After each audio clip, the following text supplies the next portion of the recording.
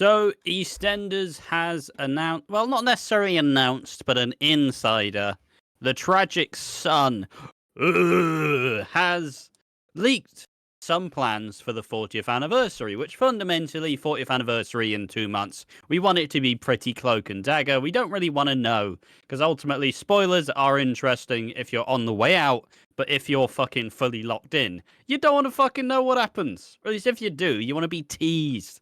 Little bit of a nibble of the carrot, nibble off the nose of the sugar mouse. My brother could never. That's a deep cut. You want to be teased by it. You don't want it to be fully blatant, full fucking blown, ass rippling in the wind. You wanna know what's happening, but you want it all to be left to your imagination. But the Sun has announced that for the 40th anniversary, there will be a huge explosion tearing through the Queen Vic and a classic character return. So it's some exciting stuff. It really is. And I guess just go through the article. Yeah, I will go through the article. This is by Rod McPhee or Hannah Hope. Actually, I suppose before we go through the article, just like first explosion in the Queen Vic. We've been expecting like a fiery inferno at some point soon. We kind of expected it was going to be by Nish, but now that this is going to happen, I'm not entirely sure if Nish is going to be involved, and I almost definitely don't believe Nish will be around by the 40th. So it'll be interesting to what do you think? How do you reckon we get to an explosion at the 40th? I was going to say something shit like Kojo leaves the toaster on and it explodes. I just want something silly, like where Kojo's involved and he does it by accident. Like he accidentally puts the toaster in the back to give it a wash and it explodes. Like some shit like that. But I really don't know. This is interesting. Is this possibly where Linda seals her fate and dies? Who knows? I mean, it could possibly be. It feels like I feels like you would have to. I don't know. It feels when there's a big explosion, it kind of feels like the end of the current owners of the Vic, in a sense. Not like death-wise, but when Phil fucking set the pub on fire in 2010, Peggy left. She was done. That was it. And, it usually signals a massive exit, and alternatively, probably Ben Wadey might get some input of some of the characters who he might axe anyways. Maybe he's like, bloody hell, Callum, you're still here. Hey, boom. Fucking, Felix, see you, Taramasu, boom. It feels like there's also an ample time to axe the characters that are going to be cut in the new era of the show. Yeah, but I guess I'll read this article. Yeah, this says, shocker, EastEnders Queen Vic pub will be torn apart in a huge explosion with lives left hanging in the balance. Legendary character is also returning for the 40th anniversary specials, again by Rod McPhee and Hannah Hope. Published on the 20th at 7 on the 7th. This article. A huge explosion will rip through the Queen Vic as part of EastEnders 40th anniversary episodes in February. It promises to be one of the most sensational storylines in the show's history, with several characters potentially caught in a blast. A huge explosion will rip through the Queen Vic as part of EastEnders 40th anniversary episodes. Above a fire engulfs the Queen Vic in 2010. Oh yeah, that's the 2010 one, sorry. Several characters will be caught in the blast. Nigel Bates, stepdad to Claire, is also returning for the 40th anniversary special. When I first read this article, right, Nigel Bates looked like Stephen Hillenburg to me. I don't even know the fuck that is. He's the SpongeBob creator. Alright, so I suppose as he is a classic character, he's introduced in the 90s, Nigel Bates was, first and foremost, probably one of the most popular characters on the fucking subreddit. Not because of, everybody, because of one person saying, bloody hell, do you know about Nigel Bates? He initially started off as a bit of a dodgy dealer, but then through time, he slowly became a lot nicer. But how many other characters had this same character arc? Again, that's the fucking 40th time today. Regardless, little joke there. But Nigel, he was initially he's Grant's mate. Essentially, he's Grant's mate. You know, they were like him, Phil, and Grant were kind of mates during school. He is a bit of a loser. Essentially, he was a bit of a fucking loser, but through time, he falls in love with a woman. But unfortunately, the woman, I'm pretty sure she dies in a car crash.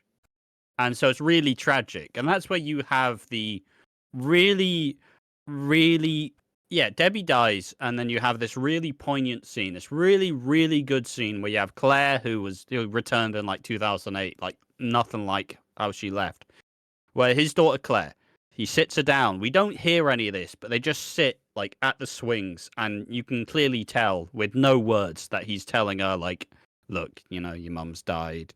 And they share a hug. And it's a really good scene. Like, it's a really cool, important scene as a way to show, not tell. You know, you don't need him to say, oh, look, your mum's dead. You see it.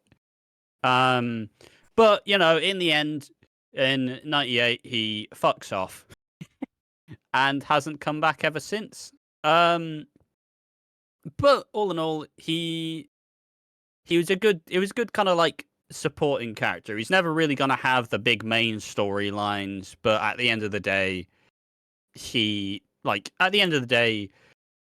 a fairly cool character and an interesting one, and it adds a bit of heritage, it adds a bit of culture, it adds a bit of like legacy to the show by bringing back a character from the 90s. Can't say I've seen much of Nigel otherwise, but you know, had a friendship with Grant, had a friendship with Phil, decent little back and forth. All in all, pretty good. So I will continue on. An insider said bosses are keeping tight-lipped on their plans for the anniversary, so as not to spoil anything for the viewers. But in scenes just filmed, they've shot a huge explosion that tears the Queen Vic apart. Yeah, 'cause if it's a live episode, you don't really want to do a fucking explosion on the set, do you? That would that could cause Chaos. casualties. That needs a special touch, you know. The pub is always central to the drama, but this time they're taken even further with life expected to be left hanging in the balance. 40th is such an iconic moment in the show's history, and bosses want to make sure it's one the viewers are going to remember. News is such a momentous event is set to send fans of the soap into a tailspin of speculation for the next 2 months. The Walford booster has seen countless memorable moments, including a fire in 2020. And then the son obviously have a poll saying, "Are you enjoying EastEnders at the moment?" Yeah, there was also I forgot that Digital Spy wrote this up, and I didn't even have to touch the sun. But yeah, I mean, once again, it's what people think. First and foremost, Short Stint Clenshaw. He's going to be back for the 40th anniversary. That's it. He will probably be there. He will be there the week of the 40th anniversary. Is he going to be there beyond? No, I don't really think there's any need for Nigel on a long-term basis. Like, unless you bring him a whole family in, but it's very unlikely. It's just more of the good old Chris Clenshaw, bringing them in for like a nice little bit. Oh, here's some nostalgia, blah, blah, blah. Isn't that fun? You remember Nigel with his funny shirts. But, you know, nice to see him, but ultimately not going to be that big. And the explosion, like I said, I do think there will be some casualties. There will be some hard cuts in this anniversary week. Is the 40th. I mean, if we look back to previous anniversaries, look back at the Coronation Street tram crash for the 50th anniversary. I'm pretty sure about 4 people died, and some of these characters have been there for decades. Like Ashley Peacock was there since like the 90s. A bunch of really important characters, some not so important characters. But still, it's supposed to leave a lasting impact because fundamentally it's supposed to be as big as this celebration is supposed to be. So I'm excited for it.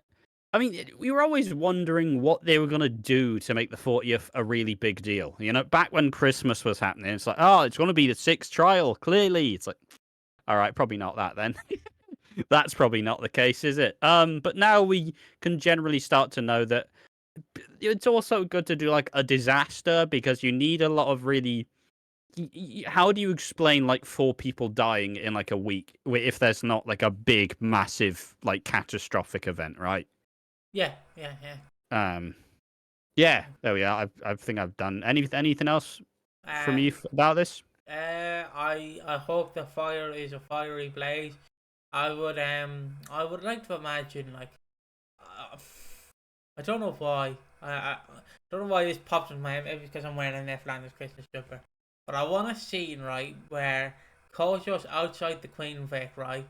Now, Ash might know where I'm going with this scene. He might not, because I don't know if he's ever watched Classic Simpsons.